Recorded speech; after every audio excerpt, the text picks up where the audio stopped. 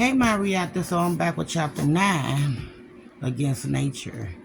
It was late morning by the time I was releasing her care. She agreed to give me a lift home in her unmarked Prius. The day was bright and blue, and there was a lightness to the city. Spring had settled into stay. We didn't speak as we didn't speak as we inched through Chinatown and Little Italy, over on Grand and up the Bowery. Despite the relentless development of the former flophouse stretch, the undercurrent of seediness remains. I hope it always would. When I was a kid in the city, the Bowery was the land of bums and junkies and rock and roll.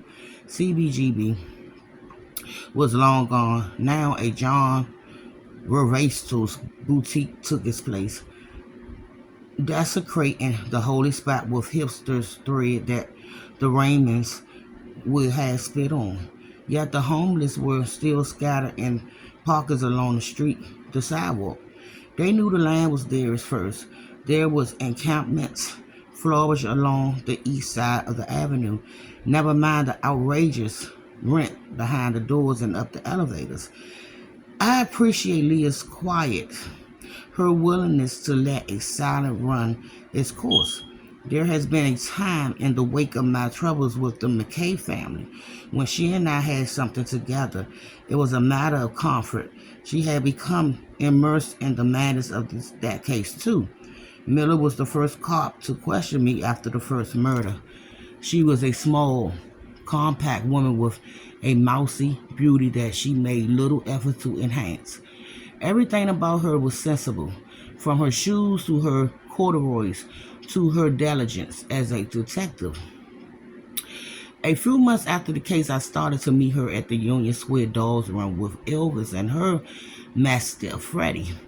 Our pups would ignore each other and sniff around the perimeter of the pen as we sat together with few words and change. One afternoon, I invited her back to my apartment, where she initiated the next step in our bleak, mute courtship. She was kind and warm-blooded in bed, with a hunger that surprised me. It might have led to something more if I had been less of a mess. As my drinking unraveled again, Leah stopped texting about doggy dates, and I made no effort to follow up. Nothing felt worth it. Nothing felt worth it. Least of all, a relationship with a well-meaning cop. "How's the hound?" she asked as we waited at the light. "Dead," I said. "Oh, duck." She reached across and squeezed my hand. "I'm sorry, when?" "Last fall." I stared straight ahead, watched a pack of giggling stoners stagger across the street to St. Mark's. The world went right on, no matter the horrors. "How's Freddie?" I asked. "He's good, getting up there but still going strong." We drifted the rest of the way up 3rd Avenue in silence. Elvin used to get jealous and howl every time Freddie would jump up and collapse in my lap. I wonder when it will be time to go back to the shelter and rescue a new one. Not yet, maybe not ever. I wasn't even sure I'd be able to pass a shelter loose standards of adoption anymore. There was a hydrant in front of my building, and Leah pulled in next to it and put an NYPD placard beneath the windshield. She looked at the cardboard taped over my front door. "What happened there?" "Just some kids," I said, "tagged it with graffiti. I haven't bothered to fix it." Leah nodded, didn't push it. "How have you been, Doug?" "I mean, since we last saw each other, I worry about you." "Oh, well," I said. "Oh, it was until last night I was actually doing better. Even cut back on the drinking." "I can tell you look healthier." I gave her a side eye, put my hand on the door. "So are you going to tell me what happened last night?" she asked. "I already told your colleague down there." "Yeah, you were always so you were always so forthcoming with law enforcement." "I don't know what else you want me to say." "I want to know why you were there and how you knew that guy." She placed both hands on the steering wheel at 10 and 2, gripped it until her knuckles whitened. "When I get back to my desk," she said without turning, and I started digging into this Kruger life, I'm not going to find any connection to you. You're telling me I won't find any weirdness to this guy's life, anything that might have interest you. I pulled the handle and stepped out into the street. It was good to see you, Leah, I said. Give Freddie a rub for me. I closed the door, heard the electric purse click into gear. She pulled out and was already at the light by the time my key reached the lock. Inside, I tapped out 2 Azacs, 4 Advils. Tossed all 6 pills in my mouth at once. Leaned under the faucet and gulped them down. Wish I had something stronger. My painkiller connection had OD'd. He lived, but was scared straight and got out of the life. A fistful of fat white Vicodin would put me right in no time, or even better, some of those powder pack oxys that he started getting towards the end. I knew I could have found that stuff elsewhere with minimal effort, but it had been a part of my Chas-Cohen rehabilitations. Now it would take a number of calls and conversations with past associates I didn't care to contact. Leah said I looked healthier. It gave an all dose of pride before I remember how I'd been with her. A bloated, continent corpse lucky to get up. I needed to see Julia and Stevie again. Those two were responsible for whatever health I could muster. I needed that stability. There's only so much you can unravel in the presence of a kid in grade school. I knew another bender was inevitable living alone, with not even an animal to keep me accountable. If I had any sense, I'd go over there and grovel for forgiveness, beg to be permitted back into their glow fold. I've been so quick to flee the moment I was summoned by Cass. I didn't hesitate. Hell, Julia caught me smiling when I read Cass' text. Good little bird dog, run back to your master or mistress, as the case may be. I resolved to get some sleep after the antsy kicks in. Then I reached out to Julia, convinced her to take me back. I promised to cut Cass out of my life. Her lover's falls over that waterfall was not my problem. Forget I ever spoke to Carl Kruger, banished the image of that javelin and pound through his throat. I felt the pills making me woozy with little else in my belly. I staggered to my bedroom with a book, some devilish Nick Tochis, and tried to read a page. I made it through a paragraph where the narrator bit through the femoral artery of a gorgeous young colt. He sucked the blood from her thigh and then rushed her to the hospital. It was the last image I had before the black disc returned and the book fell from my hand and I was out. It was dead of a night when I woke. I reached for my phone by the bed. A few past 3 a.m., the sole midnight, I read The Hour of Darkness Depth. My headache was gone. I felt the egg on the back of my head and found it shrunken. My body felt rested and strangely right. I considered my options. There would be no more sleep tonight. My eyes had opened without the urge to snooze. If I hustled, there was time for a few rounds at a nearby pub before the 4 a.m. call. I resist that option. See, Leah, I wasn't lying. I'm improving. Instead, the appropriate path. A morning swim with my old master's group. It had been too long. The swim lesson with Stevie provided the chlorine fix, but it wasn't the same as those sensory deprived laps. Slugging up and back under fluorescent light. Vision a daydream of moving water and body parts. Finding the breath again. Feeling the body stretch and ache and pull over the black line on the bottom. Flipping at the cross. Pushing off in a streamline. A few dolphin kicks. I knew it was what I needed. Knew it would always be my tether to sanity. But first, there were 2 hours to kill. The master group did not meet until 5:30 a.m. The darkest hours still needed to be filled. A few episodes on Netflix, perhaps some porn on the laptop, or back to the Tolkien novel and more of the blood sucking. All options that held a certain appeal, but not as much as my curiosity about Carl Kruger. I will return to Julie and Stevie soon, but first, a bit more research was required. Victor Wingate was a best-selling author years ago. He must have had an agent and editor. Well, he had told them about his new book. Cass said he was thrilled, filled with inspiration, and immersed in the tale of Carl Kruger. Investigation of villainy that consumed his childhood. The villains were still out there, infecting the highest level of sports.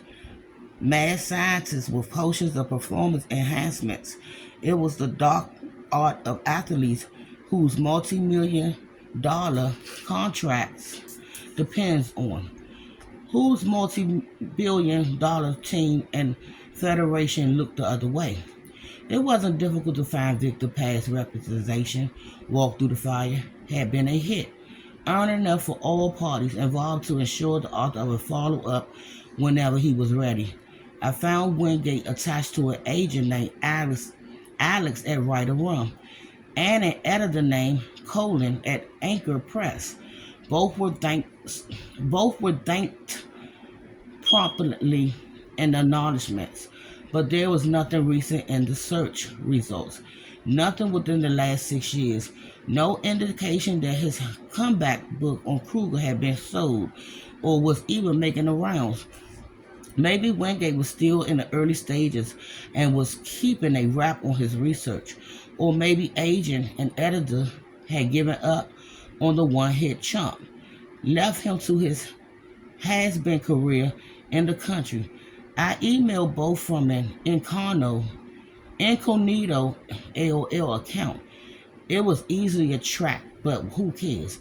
A short note with the subject heading inquiring about Victor Wingate. I introduced myself as a source for his most recent project and asked if they knew what would come of it now. After his untimely demise, I didn't elaborate. Hoped it was enough to elicit a reply hit send. Besides Cass and the Krugers, who else would have known he was writing the story? If he was immersed in it, that meant he must have been speaking to plenty of folks. Word was spread, perhaps among those with a vast interest in silencing it. Where was his computer? Was there a working manuscript, transcript, or interview research complied? I consider Victor's lonely sister Susie, intent on injecting Cass from her brother's home, now hers. I remember Cass mentioning Victor paranoia in the days before his death, locking doors, rushing off in the morning to write elsewhere. Someone has been circling. They were talking measures to shut things down until the most extreme measure was taken. I felt myself caught in the rip current of curiosity, felt the pull of the tide sucking me out to sea. What was that lifeguard said about rip tides? Don't fight it. If you try to swim against it, you will lose. All you can do is let it take you, and when the current is through with you, swim around and back to shore. My phone buzzed, a 518 number, upstate. It must be her. That's you, I asked by way of greeting. It's me, said Cass. I'm sorry. We didn't connect earlier. No explanation offered. Carl Kruger is dead, I said. I know. Her voice was clear and hard with midday clarity. How? Did Yuli call you? You didn't tell me you knew them. Duck, it's in the news, she said. You're in the news. I just saw it. Where are you? Home. It's the middle of the night, Cass. I was in custody for most of yesterday. I think I have another concussion. Somebody hit me before killing Cole. I know, she said again. It's online in the Post. Your old buddy Roy Perry wrote about it. Lovely. I hope to make it to the pool before the paper made it to the newsstand. At least give me that final underwater respite before the insanity began. I was surprised I haven't heard from Roy. We've been close once, or as close as a friendship can be that resolves around drugs and heavy boozing. Last I saw him, it looked like the blow had taken over his face. He was unimpressed by my houseboy cleanup, courtesy of Julia. I told him I wasn't using anymore, which meant there was little reason for us to hang out. You sound wide awake, I said. I'm barely slept, says Victor. I'm sorry to call at this hour. I didn't even realize it was late. Where were you the other night? You never called. There was a storm up here, she said. Blew the power out for a couple of hours. I checked into an inn nearby, but it didn't have a generator. I heard her exhale into the phone. Picture the angry shake of that beautiful head. Poor Carl, she said. He was a good man. And Yuli, I need to reach her. Did you manage to get back into the house to get your things? For a supervisor for a supervised few minutes, she said. When I got back, Susie had called the cops. There were a couple of uniforms waiting with her. One of them finally convinced her to let me in so I could pack a bag. Any chance you can get back in there when she's gone? That will be breaking and entering. That's not what I asked. I'm sure she'll be changing and lost, but I could probably find a way back inside. Why? It would be helpful to take a look at Wingate's laptop. We might not need the computer itself, she said. I'm sure Victor had everything saved in his email or in the cloud. He was a fastdacious about backing up his work. I might have another way, which is, you know his password? No, I'll tell you later, but you're right. A sweep of the house may turn something up. Until you got there, I could barely bring myself to set foot inside. I just sat on the porch staring into the trees. It's worth a try, I said.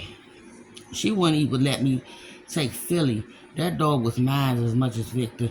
And Susie refused, said her brother had left her everything. The poor pup was crying by the door when I left. Listen, why don't you come back down to the city? I asked, just for the time being. Staying alone up there is something can't be healthy. You can stay with me. There's plenty for us to look into here. We could head back up together and get into the house in a few, and we'll bring Philly with us, I promise. I listened to her breathing my ear, and then she whispered, as if someone was listening in the next room. First, they killed Victor, and now they killed Carl. I will be back with chapter 10, y'all. Bye, Maria.